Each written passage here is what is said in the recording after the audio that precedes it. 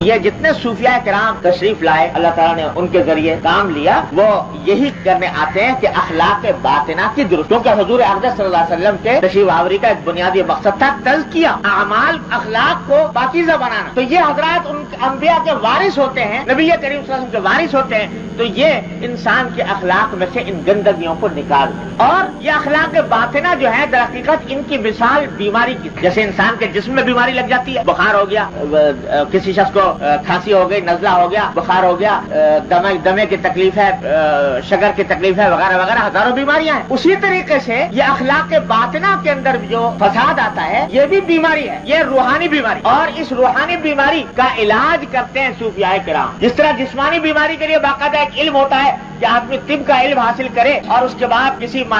معالج کے ساتھ رہ کر کام کرے تو وہ اس کو ایک ملکہ پیدا ہو جاتا ہے، وہ پہچان لیتا ہے کہ یہ بیماری کیا ہے اور پھر اس کی دوا تجویز کرتا ہے۔ اسی طرح یہ باطنی جو بیماریاں، حسد کی بیماری لگ گئی ہے، ریا کی بیماری لگ گئی ہے، بغض کی بیماری لگ گئی ہے، یہ ساری کی ساری بیماریاں ہیں، ان کی پہچان جسمانی ڈاکٹر کو نہیں ہوتی، اس کی پہچان ہوتی ہے اس اللہ کے بندے کو جس نے یہ روحانی علاج خود اپنا کرایا ہو کسی سے، اور اس روحانی علاج کرنے کا فن اور علم حاصل کیا ہو کسی، تو اس کو پتا لگتا ہے کہ اس شخص کے اندر تکبر کی بیماری ہے، اس میں نہیں، وہ پھر اس کا علاج بتاتا ہے کہ اس بیماری کا کیا علاج، یہ ہے بتانے والا۔ تو یہ جس کو کہتے ہیں عرف عام میں لوگ اس کو پیر کہہ لو، شیخ کہہ لو، جو چاہو کہہ لو، مرشد کہہ لو، یہ مختلف قسم کے نام ہیں، لیکن حقیقت اس کی یہ ہے کہ وہ روحانی علاج کرنے والا ہے۔ یہ روح کو لگی ہوئی بیماریاں جو ہیں ان کو دور کرتا ہے اور ان کا علاج تجویز کرتا ہے کہ یہ دوا استعمال کرو، یہ علاج کرو، اس سے یہ فائدہ ہو۔ یہ ہے اصل حقیقت پیری مریدی، اور روحانی علاج اصل میں یہ ہے۔ آج کل پتہ نہیں لوگوں نے روحانی علاج نام رکھ لیا یہ عملیات کا اور تعویذ گنڈوں کا، کہ بہت بورڈ لگے رہتے ہیں جگہ جگہ روحانی علاج کرنے والے، تو وہ روحانی علاج پتہ نہیں کس لیے نام رکھ لیا اس تعویذ گنڈوں پر عملیات کرنے کا۔ حقیقت میں روحانی علاج یہ ہے کہ روح کو لگی ہوئی بیماریاں یہ کیسے دور ہو اور اس کا طریقہ کیا ہو، یہ بتاتا ہے کون؟ یہ روحانی علاج کرنے والا، جس کو آپ اردو میں پیر کہہ لیجیے، مرشد کہہ لیجیے، شیخ کہہ لیجیے، جو چاہے کہہ لیجیے۔ اور حضور اقدس سرور دو عالم صلی اللہ علیہ وسلم کے زمانے سے آج تک دین کے پہنچنے کا یہی طریقہ چلا ہے کہ سرکار دو عالم صلی اللہ علیہ وسلم نے اپنے صحابہ کرام کا روحانی علاج کیا، اور اس روحانی علاج کا اس طرح کیا کہ ایسے مکمل انسان بنا دیے کہ روئے زمین نے ان کی نظیریں نہ اس سے پہلے دیکھی تھی نہ ان کے بعد، ایسے مکمل وہ لوگ جن کے دلوں میں بغض و عداوت کی آگ بھری ہوئی، مرغی کے بچے کے خاطر 40 سال جنگ کرنے کو تیار زمانے جاہلیت کے اندر۔ ایک مرغی کا بچہ کسی کا وہ دوسرے کے کھیت میں گھس گیا، کوئی پودے کے کچھ پتے وتے کھا لیے، تو دوسرے برابر کا جو آدمی تھا جس کے پتے کھائے تھے وہ غصے میں آ کے لپک پڑا مالک کے اوپر، کہ تمہاری مرغی نے میرے پتے کھا لی۔ آپس میں تکرار ہوئی، تکرار کے اندر ہاتھا پائی تقدامت آ گئی، ہاتھا پائی کے بعد ڈنڈے اور لاٹیاں نکل آئی، گھر والے نکل آئے، اس نے اپنے قبیلے والوں کو پکار لیا، اس نے اپنے قبیلے والوں کو پکار لیا، لڑائی شروع ہو گئی، 40 سال مسلسل جنگ جاری، جس کو حرب بسوس کہتے ہیں، بسوس کی جنگ۔ مرغی کے بچے کی خاطر یہ عداوتیں لے کر 40 سال بسر کی جا رہے ہیں کہ باپ مرتا تھا تو بیٹے کو یہ وصیت کر کے جایا کرتا تھا کہ بیٹا اور ہر کام کر لینا لیکن میرے دشمنوں کو مت بخش اور یہ جنگ مت بند کرنا، جنگ جاری رکھ۔ تو جن کے دلوں میں بغض و عداوت کی یہ آگ سلگ رہی تھی ان کا تزکیہ فرمایا نبی کریم سرور دو عالم صلی اللہ علیہ وسلم نے اس طرح کہ حضرت علی رضی اللہ تعالیٰ عنہ کا واقعہ سنا ہوگا آپ نے،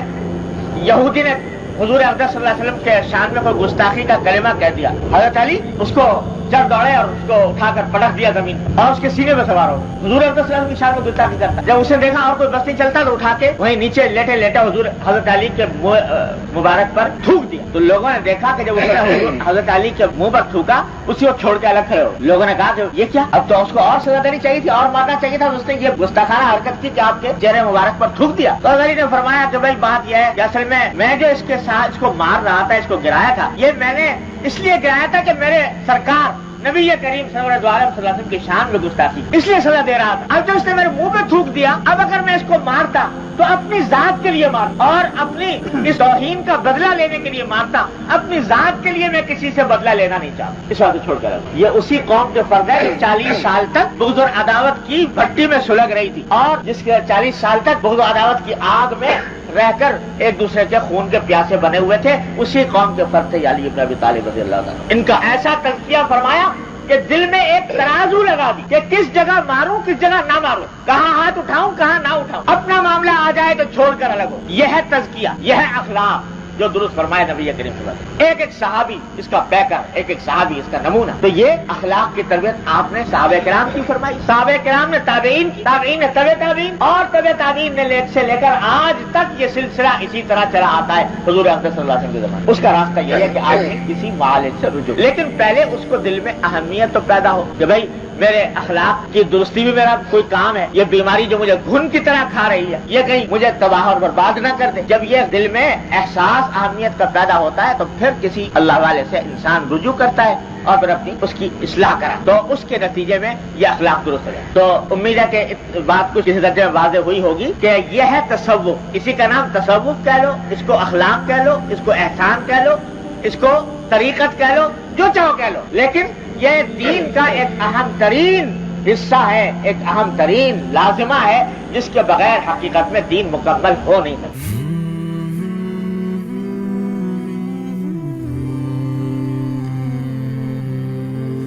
رمضان المبارک کی پر نور ساعتوں میں دیکھیے درسقرآن.com کے یوٹیوب اور فیس بک پر ہلال رمضان. سوشل میڈیا پر سب سے قدیم اور سب سے ریلائبل برانڈ www.درسقرآن.com.